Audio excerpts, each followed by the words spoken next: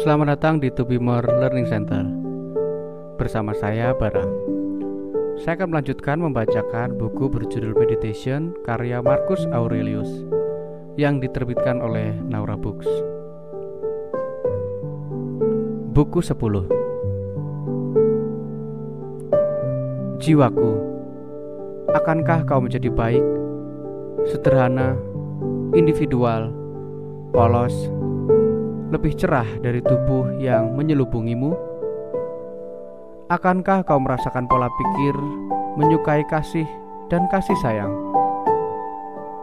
Akankah kau merasa lengkap dan bebas dari keinginan apapun, tidak merindukan apapun, tidak mendambakan apapun, baik yang hidup atau yang tak bernyawa, untuk menikmati kesenangan? Atau juga mendambakan waktu untuk kenikmatan yang lebih lama, atau kemudahan tempat, ruang, dan iklim, atau masyarakat yang terdiri dari orang-orang yang hidup dalam harmoni kebersamaanmu? Tidakkah kau memilih untuk merasa puas dengan keadaan saat ini dan berbahagia atas semua yang telah ada di sekitarmu? Maukah kau meyakinkan diri bahwa kau sudah memiliki segalanya dan bahwa itu berasal dari para dewa? Bahkan semuanya baik-baik saja dan semua akan baik-baik saja untukmu. Apapun yang membuat para dewa senang dan apapun yang para dewa anggap pantas untuk diberikan dalam pemeliharaan makhluk sempurna yang baik, adil, dan indah, yang menghasilkan dan menyatukan segala sesuatu, menampung dan merangkul segala sesuatu saat mereka larut dalam generasi lain yang seperti mereka. Akankah kau seperti itu untuk menjadi bagian dari perkumpulan para dewa dan manusia, tanpa kritik untuk mereka atau kutukan oleh mereka? Amati apa yang dituntut oleh kodrat fisikmu sebagai pelaku dari kondisi kehidupan belaka. Kemudian lakukan dan sambutlah, selama kodratmu sebagai makhluk hidup tidak akan dapat dirusak. Selanjutnya, kau harus mengamati apa yang dituntut oleh kodratmu sebagai makhluk hidup. Sekali lagi, terapkan semua ini selama kodratmu sebagai makhluk sosial tidak dirusak. Karena itu, makhluk rasional adalah makhluk sosial juga. Ikuti aturan ini dan tidak perlu ribut-ribut tentang apapun lagi. Segala peristiwa dalam hidupmu terjadi demikian adanya karena kau mampu menghadapinya dengan ketahanan alamimu, atau bisa juga tidak. Jadi, jika itu adalah peristiwa yang mampu kau hadapi, jangan mengeluh, tetapi hadapilah seperti kau dilahirkan untuk menghadapinya. Namun, jika itu di luar kemampuanmu, jangan mengeluh juga, karena masalah itu akan menghilang setelah ia menyita pikiranmu. Ingat, bagaimanapun, bahwa kau pada dasarnya dilahirkan untuk bertahan dalam menghadapi semua yang menurut penilaianmu sendiri dapat ditanggung atau ditoleransi dalam tindakan. Jika kau menyampaikan pada dirimu sendiri bahwa ini adalah keuntungan atau kewajiban bagimu. Jika seseorang keliru, maka ajarkan ia dengan baik dan tunjukkan letak kesalahannya. Namun jika ia tidak bisa melakukannya, maka salahkan dirimu sendiri atau bahkan tidak perlu menyalahkan siapa-siapa. Apapun yang terjadi pada dirimu, semua sudah dipersiapkan untukmu sejak awal keabadian. Dan jalinan dari semua sebab ini selalu berputar dari keabadian, baik keberadaanmu sendiri maupun pengaruh dari kejadian khusus itu. Entah himpunan atom atau tatanan alam, premis pertama yang ditetapkan haruslah bahwa aku adalah bagian dari keseluruhan yang diatur oleh alam. Selanjutnya, bahwa aku memiliki hubungan dekat dengan bagian-bagian yang merupakan sejenis dengan diriku. Dengan mengingat ini, sejauh aku menjadi bagian, aku tidak akan merasa tak puas dengan apapun yang ditugaskan padaku dari keseluruhan. Tidak ada yang menguntungkan keseluruhan yang bisa merusak salah satu bagian, dan keseluruhan tidak mengandung apapun yang tidak menguntungkannya, karena keseluruhan tidak mengandung apapun yang tidak menguntungkannya.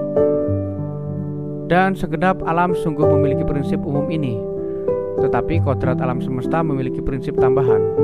yaitu bahwa ia tidak dapat dipaksa oleh penyebab eksternal apapun untuk menciptakan sesuatu yang berbahaya bagi dirinya sendiri. Jadi, dengan mengingat bahwa aku adalah bagian dari keseluruhan yang terbentuk, aku akan merasa bahagia dengan semua yang terjadi. Dan sejauh aku memiliki hubungan dekat dengan kerabat yang merupakan bagian-bagian yang sejenis dengan diriku, aku tidak akan melakukan tindakan yang bersifat tidak sosial. Tetapi aku akan mengarahkan diriku untuk melihat kebaikan kerabatku, dan aku akan mengarahkan setiap dorongan pada kebaikan bersama, dan menghindarkan mereka dari hal yang berkebalikan. Jika semua dalam proses ini dilakukan dengan cara itu, kehidupan akan mengalir dengan bahagia, sama seperti kau akan mengamati bahwa kehidupan seseorang bahagia. Jika ia terus melakukan tindakan yang menguntungkan sesama penduduk dan menyambut semua yang ditugaskan kota padanya.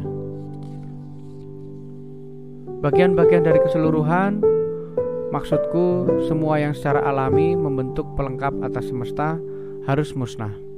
Dan musnah di sini harus dipahami sebagai perubahan yang harus mereka lalui.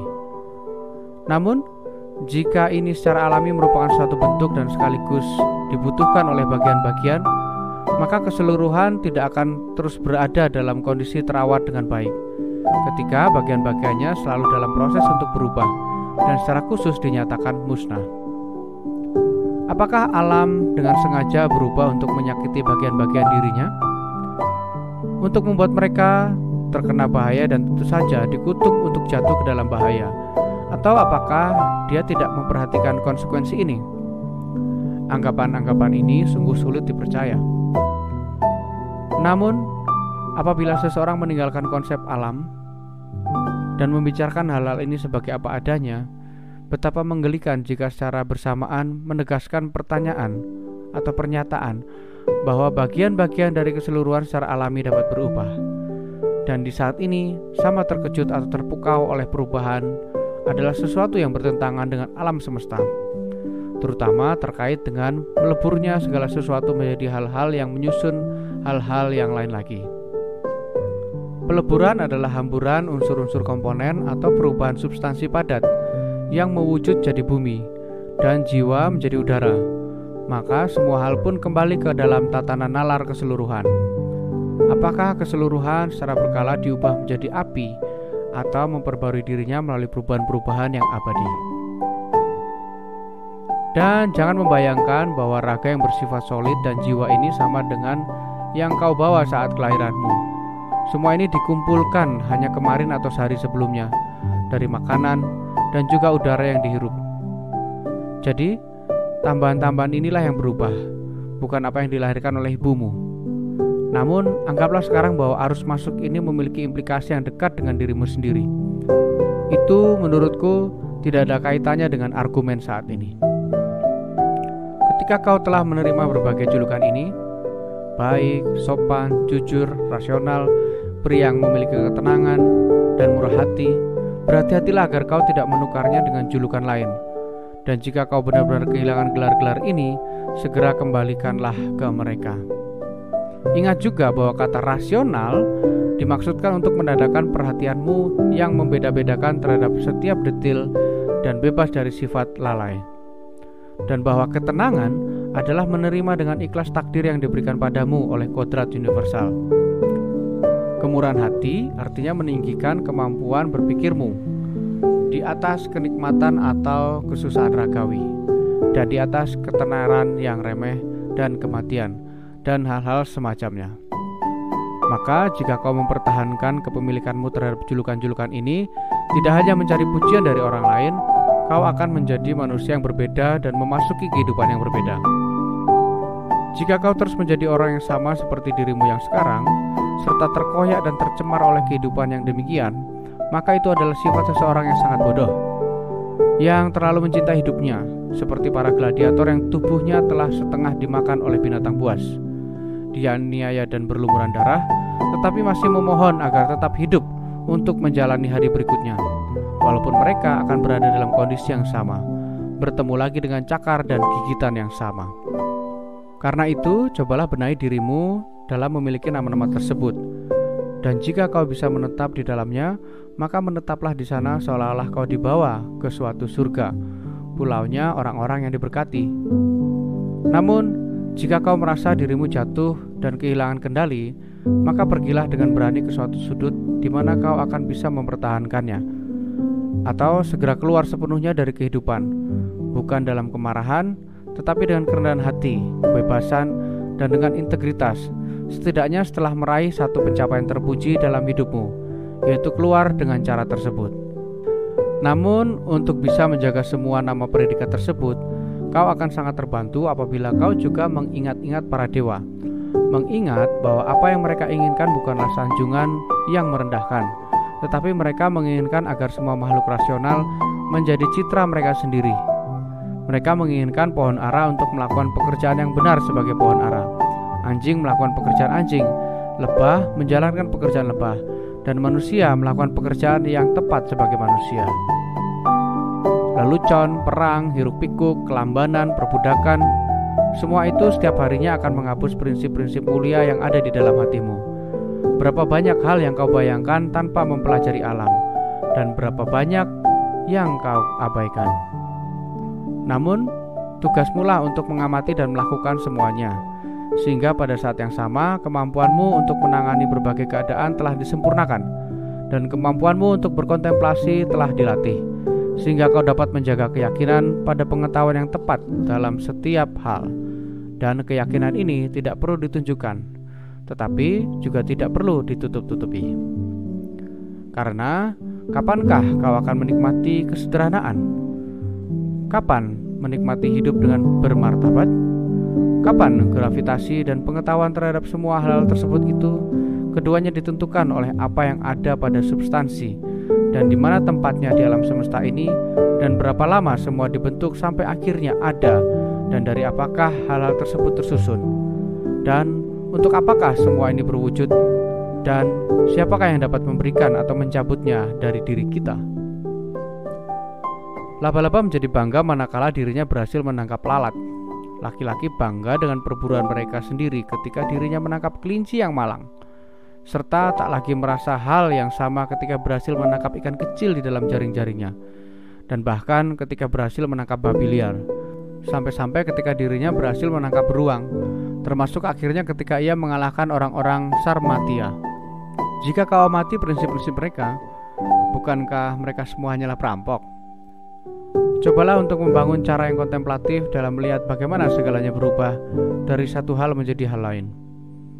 Perhatikan terus-menerus aspek alam ini dan latihlah dirimu untuk memperhatikannya. Karena tidak ada hal lain yang begitu bagus untuk kebesaran pikiran. Seseorang yang sangat terlatih telah melepaskan dirinya dari tubuhnya. Ia menyadari bahwa waktu singkat ia harus meninggalkan semua ini dan meninggalkan dunia manusia yang telah menyerahkan diri seutuhnya untuk tindakan-tindakannya, dan dalam segala hal eksternal lainnya yang terjadi, ia menyerahkan dirinya pada kodrat dari keseluruhan. Apa yang orang lain akan katakan atau pikirkan tentang dirinya atau lakukan terhadapnya, ia bahkan tidak memikirkannya, karena ia merasa puas terhadap dua hal ini: adil dalam setiap tindakan yang dilakukan, dan dengan senang hati menerima nasibnya. Dia telah meninggalkan semua kesibukan dan ambisi yang mengganggunya, dan satu-satunya keinginannya adalah berjalan di jalan yang lurus menurut hukum, dan dengan demikian mengikuti jalan yang ilahi. Apa perlunya ketakutan yang berprasangka ketika terbuka bagi dirimu sendiri untuk menjalani apa yang perlu dilakukan? Dan jika kau dapat melihat jalanmu dengan jelas, ikutilah dengan niat baik tanpa menyimpang. Namun, jika kau tidak dapat melihat jalanmu dengan jelas, tunggu dan konsultasikan dengan penasihat terbaikmu. Jika ada hal-hal lainnya yang menghalangimu, lanjutkan dengan sumber dayamu saat ini melalui pertimbangan yang masak. Pertahankan selalu apa yang tampaknya adil. Keadilan adalah tujuan terbaik, dan jika kau gagal, biarkanlah kegagalanmu itu dalam hal keadilan. Manusia yang mengikuti nalar dalam segala hal itu sesungguhnya tenang dan aktif di saat yang bersamaan, juga bersemangat dan dapat menguasai diri.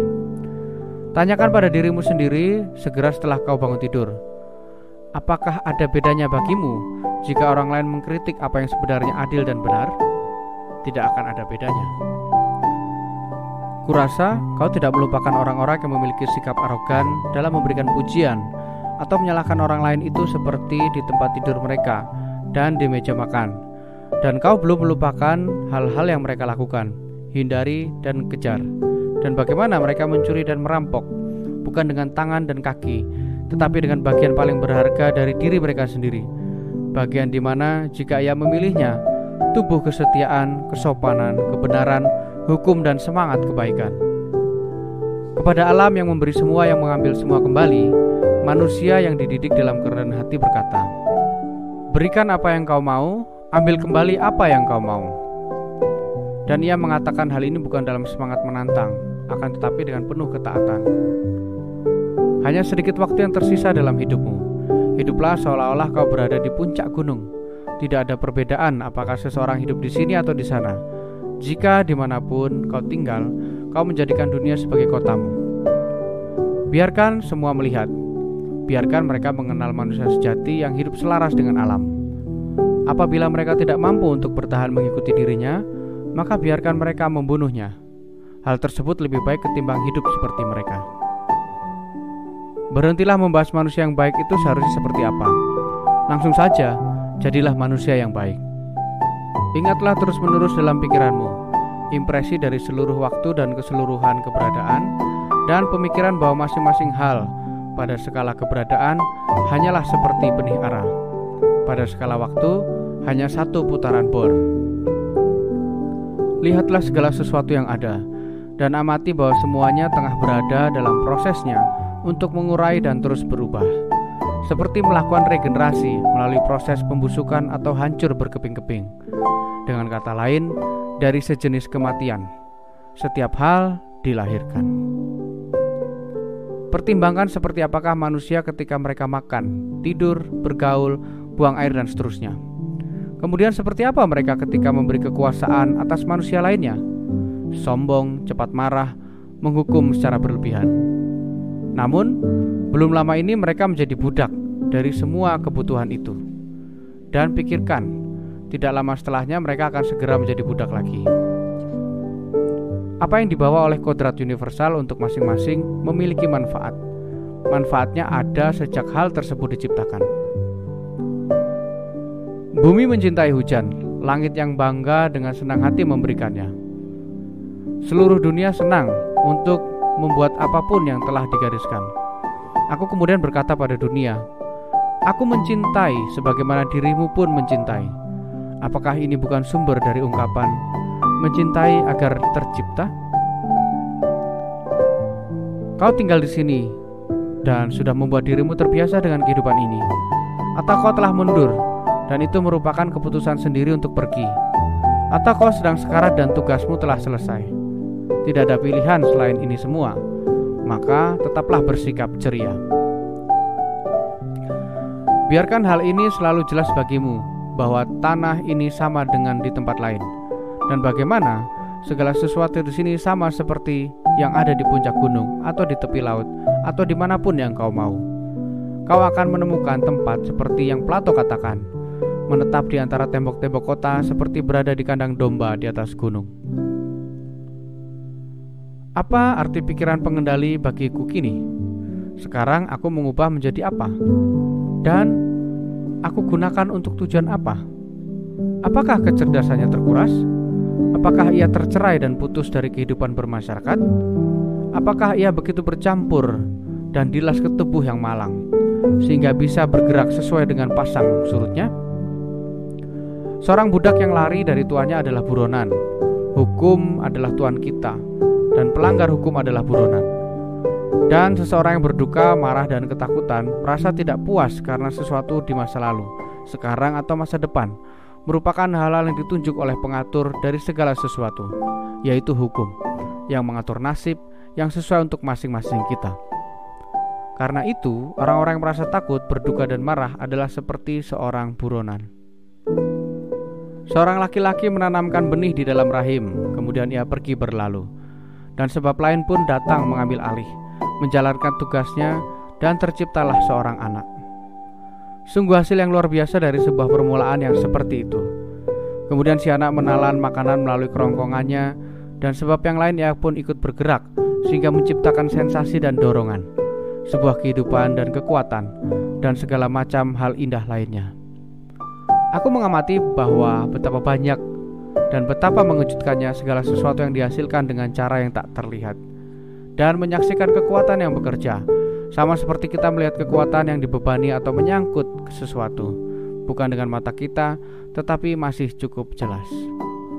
Teruslah merenungkan bagaimana semua hal yang terjadi sekarang telah terjadi sebelumnya.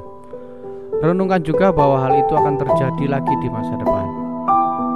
Lihatlah seluruh sandiwara dan panggung yang sempurna, semua yang telah kau pelajari dari pengalamanmu sendiri atau sejarah sebelumnya. Misalnya seluruh istana Hadrian, seluruh istana Antoninus, seluruh istana Philip, Alexander, Croesus. Semua itu bagaikan sandiwara seperti yang sekarang kita saksikan, hanya pemerannya saja yang berbeda. Bayangkan setiap orang yang sedang bersedih karena sesuatu hal atau merasa tidak puas, seperti babi yang sedang dikorbankan, menendang-nendang dan berteriak. Seseorang yang berbaring diam di tempat tidurnya meratapi semua ikatan yang menahan kita juga seperti babi ini.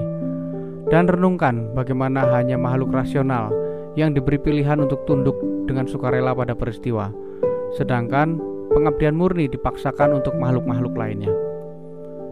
Pertimbangkan setiap hal yang kau lakukan, kemudian berdiamlah dan tanyakan pada dirimu, apakah kematian merupakan sesuatu yang mengerikan, karena itu akan merenggutmu dari hal-hal ini. Ketika kau tersinggung karena kesalahan yang dilakukan oleh orang lain, berbaliklah kepada dirimu sendiri dan renungkan kesalahan serupa yang kau lakukan. Misalnya dalam berpikir uang adalah hal yang baik, atau juga kenikmatan, atau sebersit ketenaran dan sebagainya. Dengan cara mengamati hal-hal tersebut, maka kau akan cepat meredam kemarahanmu.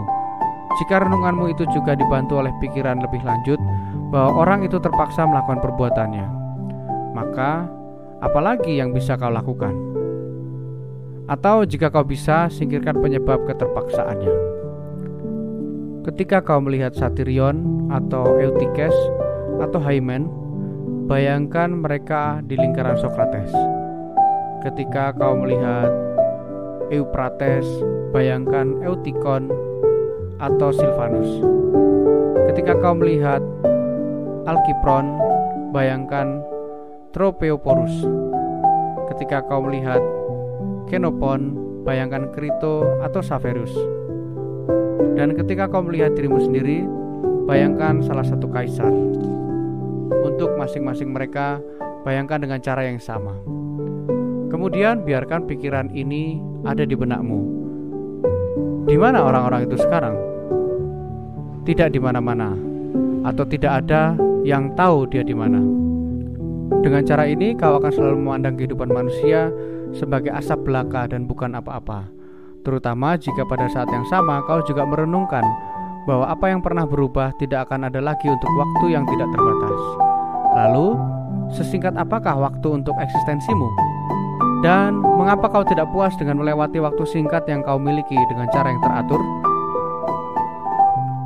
Situasi material dan kesempatan apa yang ingin kau hindari untuk peranmu?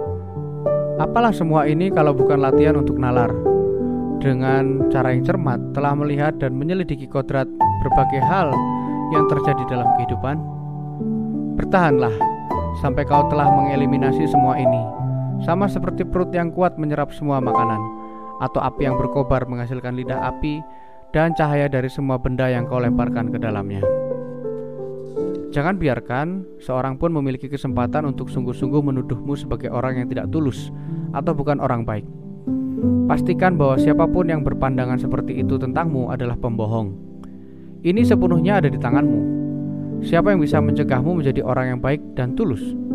Kau harus memutuskan untuk tidak hidup lagi, kecuali jika kau memiliki sifat-sifat ini. Dan nalar juga tidak akan mengizinkanmu untuk hidup jika kau tidak memiliki sifat-sifat ini. Dalam keadaan material tertentu, apa yang dapat kau lakukan untuk dikatakan dengan cara yang paling selaras dengan akal sehat?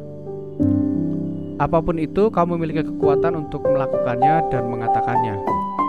Dan jangan beralasan bahwa kau memiliki hambatan.